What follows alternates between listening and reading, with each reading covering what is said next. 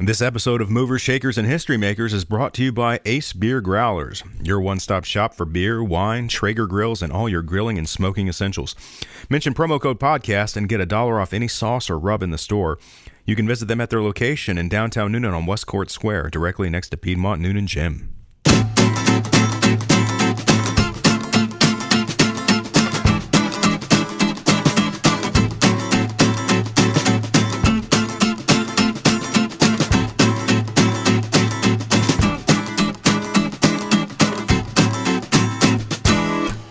Hello, and welcome to Movers, Shakers, and History Makers, a show dedicated to all things interesting happening in your neck of the woods, especially if your neck of the woods primarily consists of Coweta County.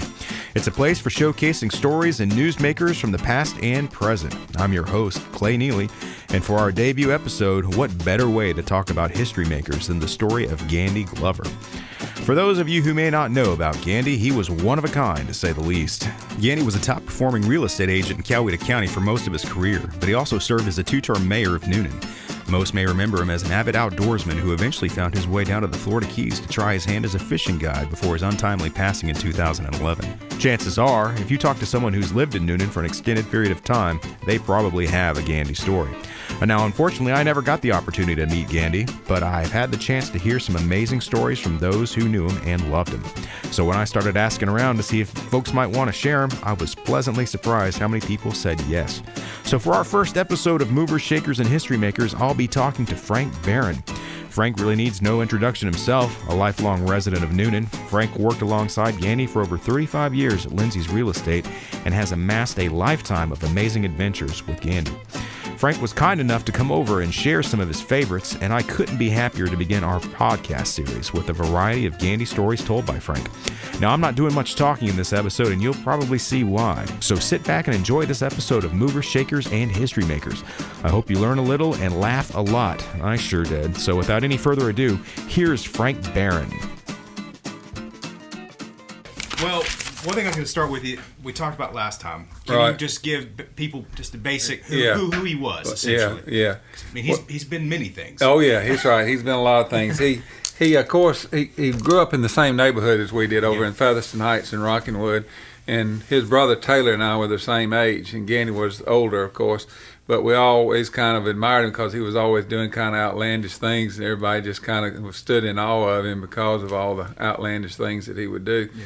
He was trapping in the creek, by the house and all of those sort of things, even when we were younger, and we just thought that was unreal. But we grew up to work with him. I came back after college and started working with him in 1973, worked with him for about 35 years, and just the tales that I know are just unbelievable, but what's more unbelievable would be what we don't know, because there's no telling what all he did that nobody ever knew about. But we've been through a lot of the stories. I don't know if you want me to repeat some of those or not. Or I've got some more stories too. I can That's great. tell you about too. But, well, I mean, considering you've known him your whole life, but you went to work with him professionally in '73. Mm-hmm. Did y'all initially bond over anything like hunting or anything? Yeah, like hunting that? was the biggest thing that we had in common, and of course, working together too. But we hunted every day that hunting season was in, just about. We had a lot of different places. We'd go duck hunting just about every morning. That was our biggest passion at that time, was the duck hunting. And we had a lot of different places because they didn't have all the deer leases and everything then. And most of the timber companies, particularly Georgia Craft, we knew those people, and we'd gotten permission from them to hunt on their land, and they own land all over the county. Yeah. And so we could go just about anywhere we wanted to. In fact, we got a lady pilot, Denise Blankenship. She was one of the first lady pilots, but she carried us up and flew us around so we could see where all the beaver ponds were, and then we'd figure out on a map how to get back to them. And so she really helped us be able to find places to hunt. So we went to the extremes to try to find the best places to hunt and how to get back in there and get permission to be there and that sort of thing. Yeah. But just a lot of crazy stories with hunting and all. Too, and I think I told you a couple of them about the trip to Iowa. We went up there for about 20 years in a row, and we started out going up there with Mr. Henry Jensen, and he had family farms up there, and we hunted on those. Then he introduced us to some of their neighbors, and we got to be friends and went back for year after year. And of course, Gandy would bait them up during the wintertime. He'd send them pecans and things at Thanksgiving and Christmas and all of that, and so that they'd remember him when we came back and want permission to hunt again. Then he would have sent them something during the year. So he was real good at getting in with people, had a good gift of gab and that sort of thing, and knew how to get in with folks. But one of the funniest stories to me was when we were up there, we'd always go by Kmart. It didn't really have Walmarts back then, but when we started, but we'd go by Kmart to get our hunting license and shells, and we pulled in the place and always had to drive because generally Gandy was drinking, so I'd be the one that'd have to drive. So anyway, we pull in the parking lot, and there's this girl standing on the corner, and she said, slow down, she looks pretty good. I said, Gandy, you got to be kidding. He said, no, let me out. So he gets out of the car and goes up there and gets with her, and I said, well, I'm going on to get our license and shells. And back in those days, you could buy other people's licenses and that sort of thing. So I'd go get the licenses and shells, and when I came back, he had this girl sitting in the front seat with us in this truck that we had rented. And so we go back to the motel, and of course he goes to his room, and the girl goes with him, and I go to my room. Well, the next morning we get up, and he spent the night with this girl, and I said, well, where's Irene? And he says, oh, she's still in the room. I said, you got to be kidding. I said, she's going to steal you blind. He said, oh, no, she loves me. After one night, she loves me. So anyway, we hunt all day and everything, come back, and I just was fixing to get into the shower when I heard this rap on the little aluminum door on the motel, and he's standing there with his shoulders shrugged and everything and says, you were right. I said, what do you mean? She said, she stole everything I got. Said, everything's gone. So the only thing he had was the clothes on his back. That's all he had. So we had to go back to Kmart and buy hunting clothes and all that stuff again for him to be able to hunt the next day. And didn't he try to file like insurance with Well, that? he filed insurance claim on it, and when we got back, a week or two after we got back, Guy Arnold calls me and says, Frank said, Gandy's telling this story about y'all getting robbed while y'all were up there in Iowa, and I told him word for word exactly what happened. He was quiet for a minute, and then he said, I can believe that, and he paid the claim. Because he was that big a character. It wasn't an unbelievable story, and it was the truth. It's exactly what had happened. Man. Well, also too, I think you mentioned was the dog that got with the skunk. Oh yeah, the dog. We carried his dog. He always had a good hunting dog, and he had a really great dog that was named Pride. That was the first hunting dog we had, and that dog came from South Georgia. That dog was trained. That dog was unbelievably good. And later on, he had a dog named Ben, and we went up there with Ben, and we'd been on the plane all this time and everything. Got off, and we'd been driving about 2 hours from the airport to where we were going to stay and hunt. And the dog needs to go to the bathroom, so he lets the dog out of the vehicle and goes down in the ditch and goes in a culvert and comes running back out of there and comes and jumps back up in the cab with us. And the bad news was the skunk had got him while he was in the culvert, and of course the odor was just horrific. And he was rolling around on the back seat trying to get the smell off of him. And of course it stunk the whole place up. And so we had to ride around with the windows down in 20-degree weather the whole time we were there because we couldn't stand it with the windows up. The skunk smell was so bad. We actually went and bought, I remember, 6 cans of Lysol spray and saturated the seat with them, but it didn't do any good. It still stunk. We couldn't get rid of that skunk smell. So that was one of the hunting episodes that happened up in Iowa. We had a lot of good times up there. We went up there for about 20 years in a row. Okay. Hunted up there in Iowa. Pheasant hunting. Pheasant hunting? Yeah. Mm-hmm. And so it sounds like he made pretty good connections up there with people. We did, and it was unbelievable. Those people were so nice that all you had to do really is just ask, and most of the time they'd let you go, or they'd have a good excuse like my son's off at college, he's coming home at Thanksgiving, and I want to save the birds for him. So, yeah. I mean, we always respected people like that, but Gandy had a way of getting in, and like I say, he would get their names and addresses and keep a book on it, and then when it came around for Thanksgiving and Christmas, he'd send them something with his card in there so they would remember. And we'd go back up there the next year. They'd remember, oh yeah, that little mayor from Newnan said we're gonna let him hunt. So it got to be a special thing. And one thing I was gonna ask about too was I think it was down on some of the things that happened on the river. Oh yeah, the river was one of Gandy's favorite haunts. He loved to go down there, and his hero was Junior Arrington. And Junior Arrington was a mountain of a man. Junior's arms were bigger than my thighs, and his arms were so big he had to cut the sleeves out of all of his shirts, and he just barely get his arms out of his sleeves that way. But he was about 6'4", 5", and probably 350 or 60 somewhere in that range. He actually wrestled on Live Atlanta Wrestling back in the day. Oh, I didn't know that. Yeah, he was a wrestler on Live Atlanta Wrestling too. But Junior, we have a lot of stories with Junior, and one of them was that Junior had been watching this pay dove shoot field, and it had a lot of birds, and so he had all of us that he wanted to hunt to come show up early to that hunt. Back in those days, dove season didn't open till noon, so you had to wait till noon. But Junior had us there out there at 8 o'clock in the morning holding our spots on the dove field. And I remember Junior had been watching it, and we were all in this certain area and everything, and everybody had gotten there in plenty of time, and it built blinds and everything. The only thing you could see Junior was the top of his hat sticking up over the blind. Well, right before 12 o'clock, this red shiny pickup truck with a Fulton County tag on it pulls up and starts unloading his stuff, and Junior's sitting over there in the bushes, and you couldn't see him, couldn't see how big he was or anything. This guy's putting his stuff out, and Junior hollers out and says, "I hope you don't think you're going to hunt right there." And the guy said he paid his $20, and he was going to hunt wherever he wanted to.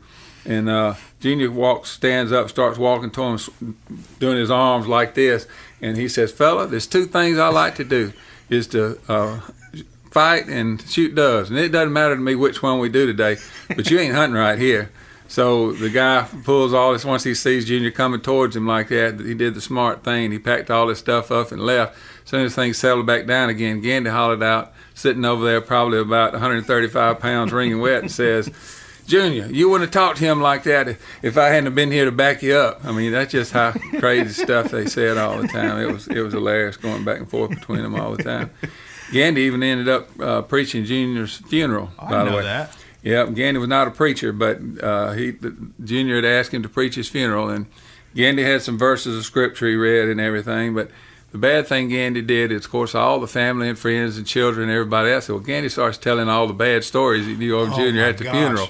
And there was a lot of stuff that shouldn't have been repeated. Of course, I'm sure. Stuff that had been denied and settled and everything else. And Gandy opened up all those fresh rooms at the funeral. So that turned out not to be so good. And, of course, all the family and children and everybody else were just horrified at all these things that Gandy was telling about, but Gandy got a big kick out of it, so I think he enjoyed it. So, did he officiate anything else over? Yeah, that's the only thing I know of. That's the only funeral I ever know of, and I think after that one, nobody else would take a chance. I don't think anybody else wanted Gandy to be telling stories. Oh my gosh, I didn't know about that. And then what happened over on the river with the shoals and the Chattanooga? Something about the rocks or something like that? Yeah, Gandy, Junior and Gandy stayed on the river all the time, so Junior knew where all the rocks were, and you'd see a boat coming down through the river, and Junior would holler out, "Watch this!" Say, "Just a minute, he's fixing to lose his motor." And sure enough, boom!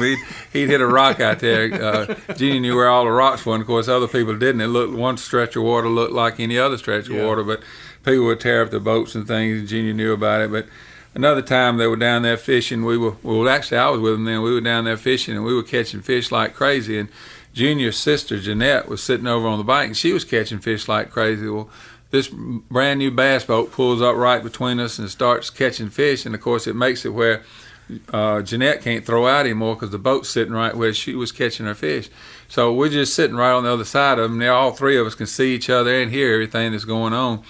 And Jeanette hollers out, "Junior, make him move. He's sitting right in my fishing hole." And Junior's over there whining fishes. "Can't do it right now," Jeanette said. "We kept winding in fish." Said, "I tell you what you do, though. Get up off that 5-gallon bucket you got there and go on up on the hill and fill it up with rocks and come back and start throwing them. He'll move." So sure enough, she gets up off a bucket and goes on the hill, and you could hear her throwing the rocks in the bucket. But by the time she started back down the hill, this bass boat takes off and leaves.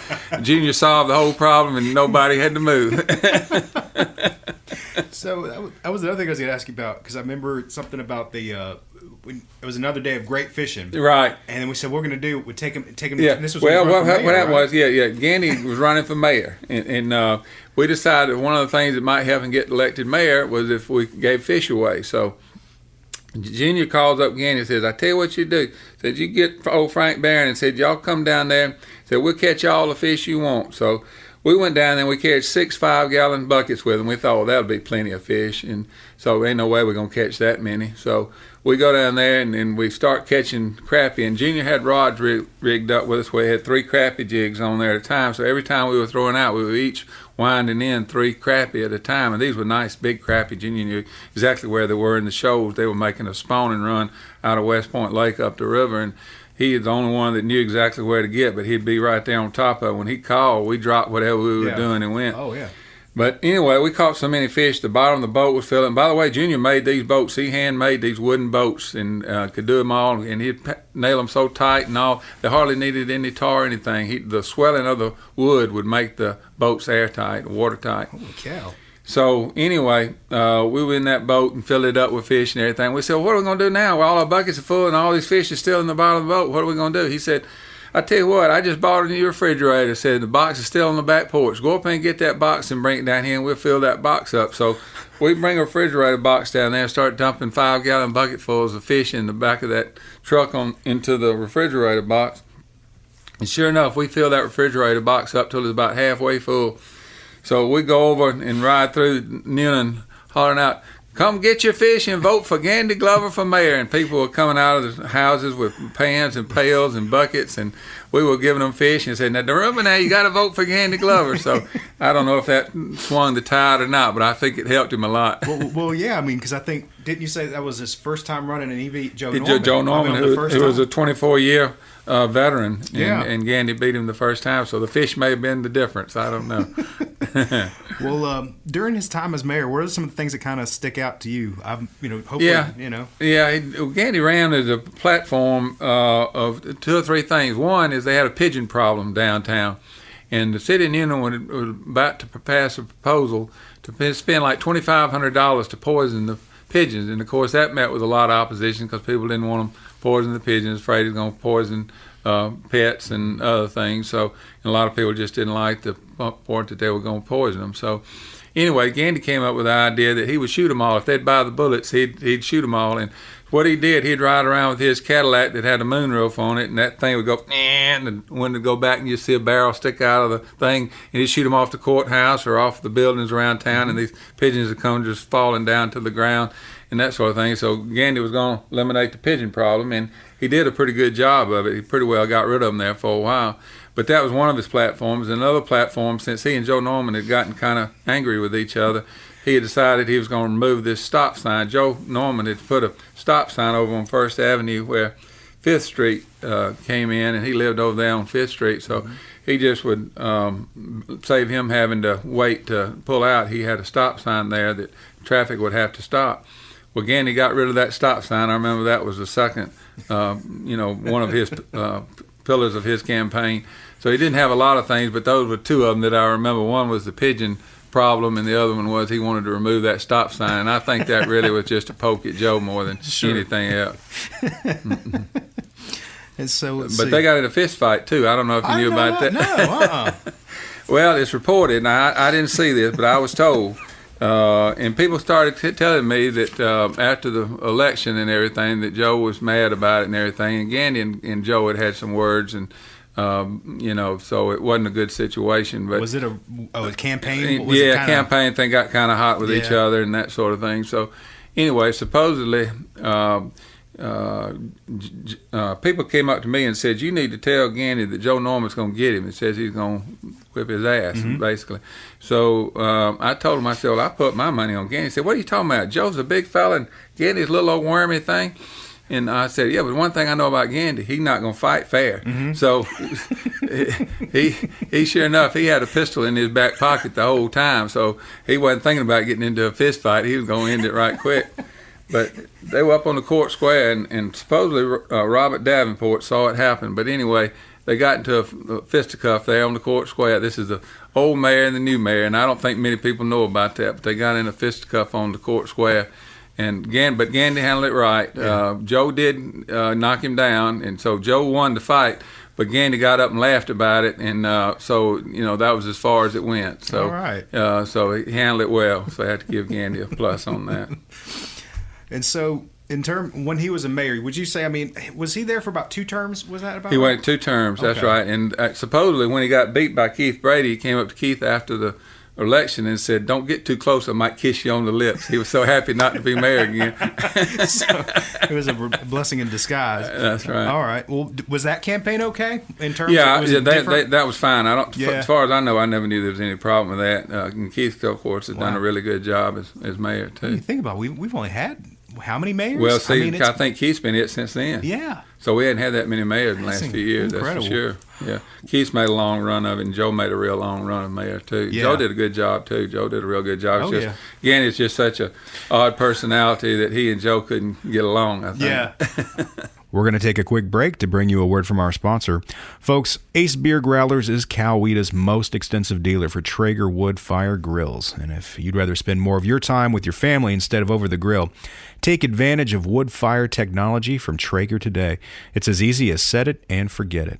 And now back to our podcast. Well, one thing I was definitely going to ask you about, because this is one of my favorite ones, is the Cadillac as the hunting car. Can you tell me the genesis of that? Yeah, Gandy always liked to have a big car, Cadillacs especially, and but he just abused them terribly. He would drive them anywhere, right out to the hunting land and all that sort of thing. But he got a Cadillac and tried it out from the dealership, and made the guy go with him because the guy said he had to go with him. But they went all the way out to Blaylocks and drove 2 or 3 miles back on dirt roads to get back over there to the hunting land.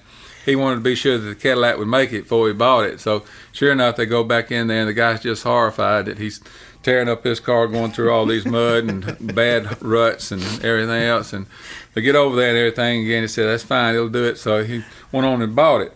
Well, it wasn't much longer than that. We were out previewing with our agents, and Lorraine Baggett was one of our agents, and supposedly she went to the Cadillac dealership and said she wanted a 4-wheel drive Cadillac, and they said, ma'am, we don't make a 4-wheel drive Cadillac. That was before Escalades and all those things where they do have 4-wheel drive. But she said, oh, yeah, they do. Gandy Glover's got one. I just rode in one. So she almost sold the car for the Cadillac folks based on Gandy's car, the way he used the Cadillac. And what modifications did he do to that one? Well, he always put 4-wheel drive, mud grips on his rear tires, so he always had good pulling rear tires. And I mean, where would the deer go? Just in the trunk? Oh yeah, just throw them in the trunk, and that's a story in itself. But all these deer that he was killing back in those days, he just throw them in the trunk. And the bad news was a lot of that blood would drain down into the wheel well. So when he got ready to trade that car, nobody would take the thing because it stunk so bad because all that coagulated blood was down in the wheel wells, and it was just horrible. He threw some deer in there that he thought were dead, and ended up flopping around in there, and had to open the trunk, and here comes the deer out of there. And what? Man, there are wild stories like that all the time, that stuff like that happened to him, that he thought they were dead, and they came back to life and jumped out of the trunk when he opened it. Well, what about the time you talked about before where, was it some sort of meeting at Newnan Utilities cabin? Yep. Again, I wasn't at this one either, but I was told that they were sitting there, and they were at the water light cabin, and there's a big picture window or whatever where you could see outside, and everybody was talking about city business, and I think they were even maybe entertaining a prospect for industry to come and that sort of thing. But it was pretty boring to Gandy, so he got bored with it. He sees these 3 deer walk up out there while they're sitting there in the room. Well, he just excuses himself and goes out the back, throws up the top of his trunk, pulls up his gun, and shoots the 3 deer. Goes over there, drags them over there, throws them in the trunk, shuts the trunk, goes back in and sits down in the meeting just like nothing had happened. And all these people are just appalled that here's the mayor of this city that's gone out there and killed these 3 deer right there where all the meeting was going on, And they just act like nothing to it, And of course, I understood that the prospect didn't think too much of it either. So they were able just to watch this whole thing play out, and right. he just comes right back down and That's sits down. Right. So how long did he have that Cadillac? Well, he had different ones. Okay. He'd buy them pretty regular, and he had to because you couldn't drive them forever. Number one, they'd be smelling too bad, and number two, he was so hard and abusive on them. Plus, Gandy liked to have a nice car. I give him that. He always had a nice car. Man, so how did they? Because did he ever try to trade them in or anything? Yeah, when he tried to trade them in, they wouldn't take him. All the dealers were aware of him. So what they had to do is carry him up there to the auction place, and they'd sell them up there at the auction. Somebody buy them that didn't have any idea what those cars had been through. Oh my gosh.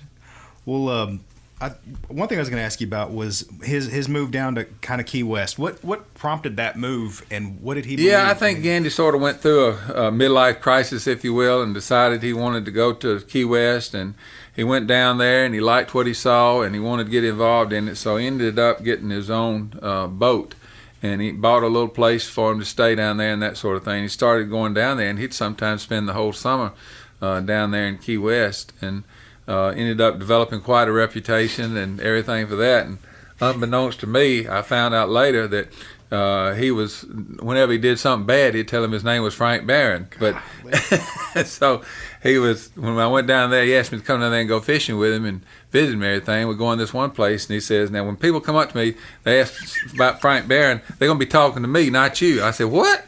He said, yeah. I said, I'm Frank Barron here. So anyway, that was very odd. That raised any red flags? No, that was very odd. But I have to tell you about the story that came back for that. He got me 6 months after he was dead. I got this phone call from Captain Henderson with the Key West Coast Guard, and he said, Mr. Barron, we found your boat. I thought a minute, and finally I just came to myself, and I said, I don't have a boat. He said, yeah, you do. He said, we found it. It's got your name. It's registered in your name, Frank Barron. And I said, I thought about it another minute, too, and I said, what is the name of that boat? And he said, the Scooby-Doo. I said, let me tell you about the Scooby-Doo. The Scooby-Doo was the 30-foot boat he ended up buying, a Grady White, really nice boat. But the thing about it was he had never taken it out of my name. He bought it in the name of Frank Barron. So after he died, evidently he had sold the boat or something to somebody, given it to somebody or something. I'm not sure exactly what happened to it. But anyway, this boat got loose down there at Key West and was floating around, and when they found it, the only name that it was still registered in was my name.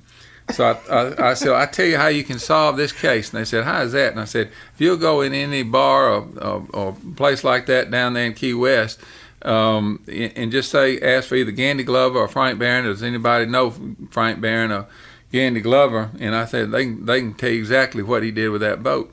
So anyway, a couple of weeks later, they thanked me, of course, at that time. Then a couple of weeks later, I get another call. Same guy. He says, this is Sergeant Henderson with the Key West Coast Guard, and said, I just had to call you back. Said, we all thought that was the funniest thing. You telling us that we could go any bar down there and probably find out who Gandy sold the boat to and who actually owned it now and that sort of thing.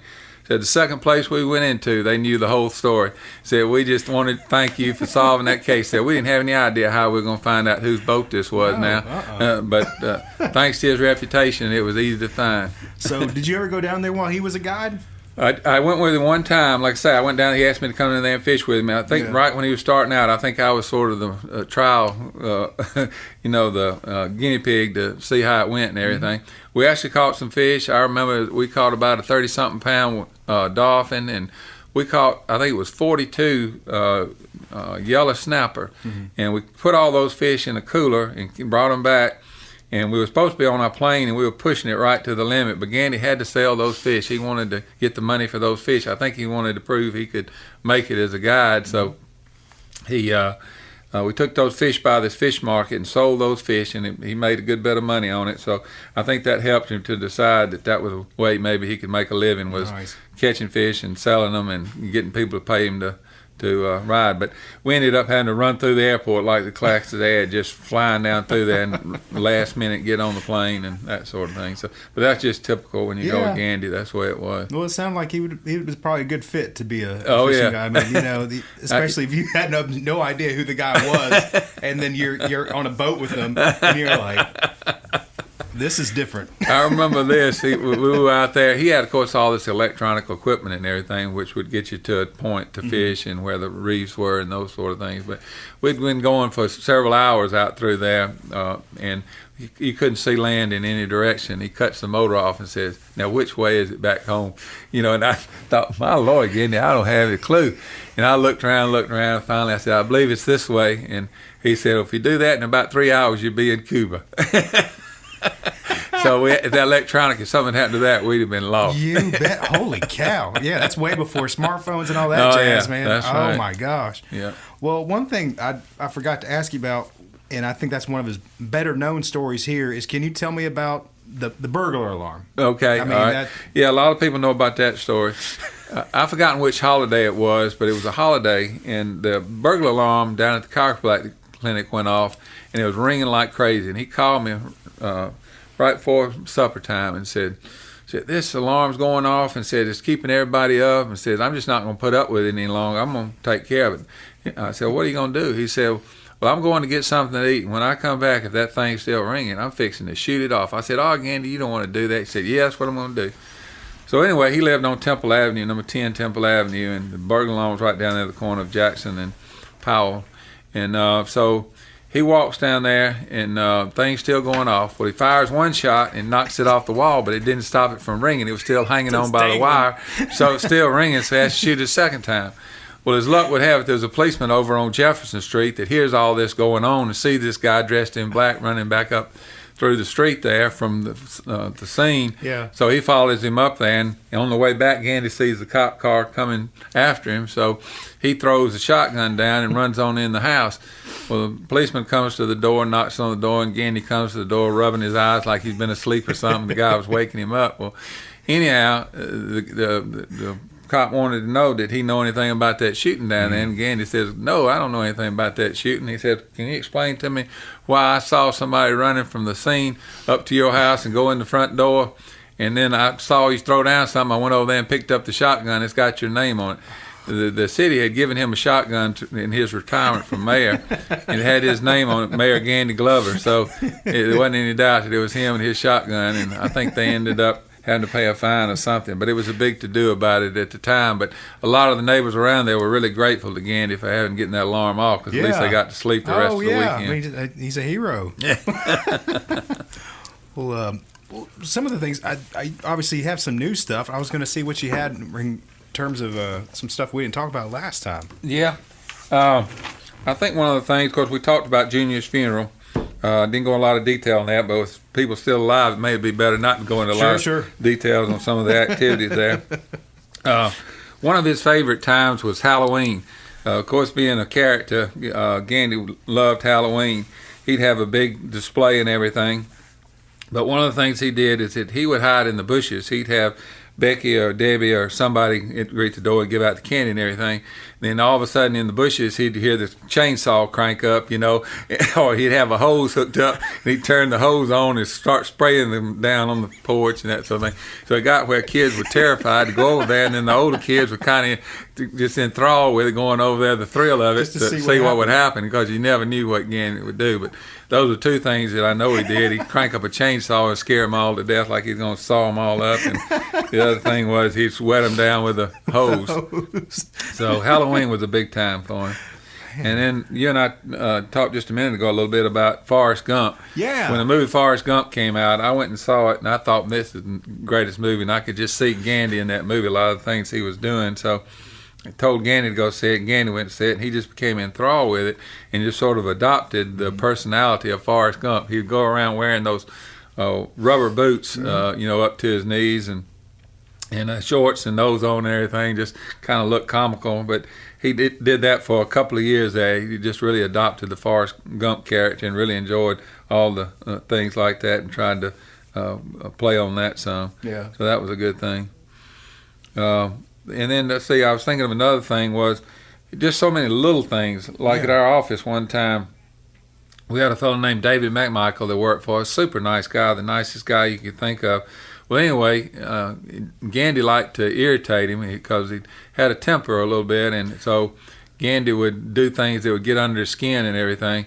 Well, Gandy, while I was gone out of town one time, Gandy got the girls to type up a letter on my letterhead to David McMichael saying, David, we enjoy having you and everything, but said, we're going to have to get you to change your name. Said, Gandy can't remember your name. Said, he calls him David Carmichael all the time instead of David McMichael. He called him David Carmichael. So said, since Gandy can't remember your name as David McMichael, we want you to change your name to David Carmichael so Gandy can keep up with your name. Well, David came in there just incensed with me that I would write such a letter. Of course, I didn't have anything to do about it, knew anything about it, was out of town when it happened, but anyway, that's just the sort of little thing he liked to do. He liked to needle people and seemed to enjoy getting under people's skin sometimes. Well, Frank Barron is his alter ego. So, it's not too far removed. I mean, that's right. That's right. Exactly.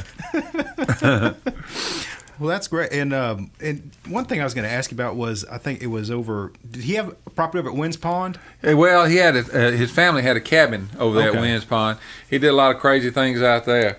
And one of the things was they put him in charge of lowering the pond, and they were supposed to lower it just a certain amount. Well, Gandy thought if a little bit was good, a lot would be even better. So he opens the gate all the way and drains the pond completely. So all the fish that they had for all these years and everything are all down the creek, and the pond's completely dry. You got all this mud out there now where it used to be pretty water and everything. Oh my gosh! And So anyway, I think they took away that job from him because he overdid it on that. But he was a great character, and he loved a lot of the fishing and hunting, all of that out there at Winds Pond, the people at Winds Pond. Yeah. And as far as a real estate agent, I mean, he worked there for 35 years. Yeah, he was a top agent for a long time. Yeah. He, like I say, he had a really good gift of gab. Yeah. He could really get in with people. He was knowledgeable. He didn't mind getting out and walking and finding the corners of the property and see how. He would go ahead of time a lot of times and kind of scout it out to be sure what to show somebody and point out the good points and that sort of thing. So he was a really good salesman for a long time, and it was a good association.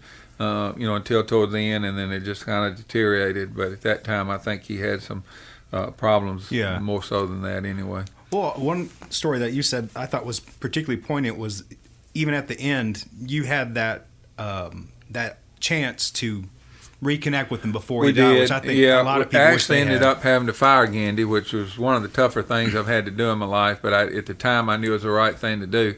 Gandy had gotten to be drinking a good bit, and he was coming to work drinking and that sort of thing. And I had warned him several times that he needed to stop that it was a liability for him and it was a liability for us, that he would have an accident or something when he was out showing property, that we could be liable for his actions, and I just couldn't afford that. Yeah. And then he and Tom, my nephew, got in a squabble, and he threatened Tom, and I called him in the office and told him that we just couldn't have that. We couldn't have one person in our office threatening somebody else in our office, and least of all my nephew.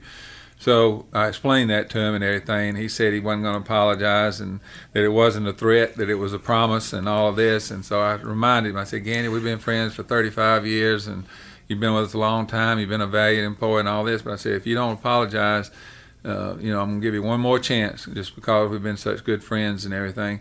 And he said, well, I'm not apologizing. I said, well, then you're fired. And he just couldn't believe it. He just, had always kind of done whatever he wanted to do and thought that he was above, the rules for everybody else and that sort of thing. To a large degree, he was bigger than life and all those things. But ended up having to fire him, and actually couldn't get him to leave, and had to pay Jasper Gibbs, our maintenance man, to pack him up and move him out. So, and so I was glad that he went and worked other companies and other real estate companies here, and we were apart for about 3 or 4 years, and I had heard that he was kind of really depressed and down, and something just led me to go see him, and I went in and saw him, sat down in his bedroom with him and talked to him about it, and we were able to make up, and we ended up on a good note, and I certainly had no hard feelings for him, and I was told by one of the people he was dating at the time that he felt the same way, that he was glad that we had that talk and that we ended up on good terms, and I was as well. I know he's touched probably hundreds of people in this community just throughout his life, and I mean, like everybody's got stories. I mean, everybody. If you ever were around him, you have a story about him. I mean, he was just that outlandish. You know, he worked at it. I mean, he was a character by nature, but he worked at being a character too. And he didn't really apparently care too much. I mean, he knew who he was, and he was not going to apologize. He didn't care what for somebody thought. No, that didn't bother him at all. He was Gandy Glover, and he was who he was. And if you liked him, fine. If you didn't like him, fine. It was all right. Suits him the same way. All right.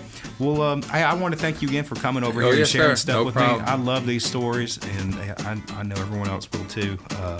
So, we appreciate it. Okay. All right. Well, good luck. Yeah, thank you. Well, there you have it. It's a handful of Gandy stories told by Mr. Frank Barron, who has already promised to come back with several more, so we're lucky for that, and we're definitely looking forward to it. I hope you enjoyed this first episode of Movers, Shakers, and History Makers, and hope you'll come back for more. If you like what you hear, be sure to subscribe to our podcast channel, and be sure to visit our sponsor, Ace Beer Growlers, your source for Rockwood lump charcoal, cast iron skillets from Smithy Ironware, along with a variety of beers, wines, rubs, and cigars. Mention promo code podcast and get $1 off any sauce or rub in the store. You can visit their location on the West Court Square right next to Piedmont Newnan Gym. So thanks again for listening, and we hope to catch you again next time. Take care.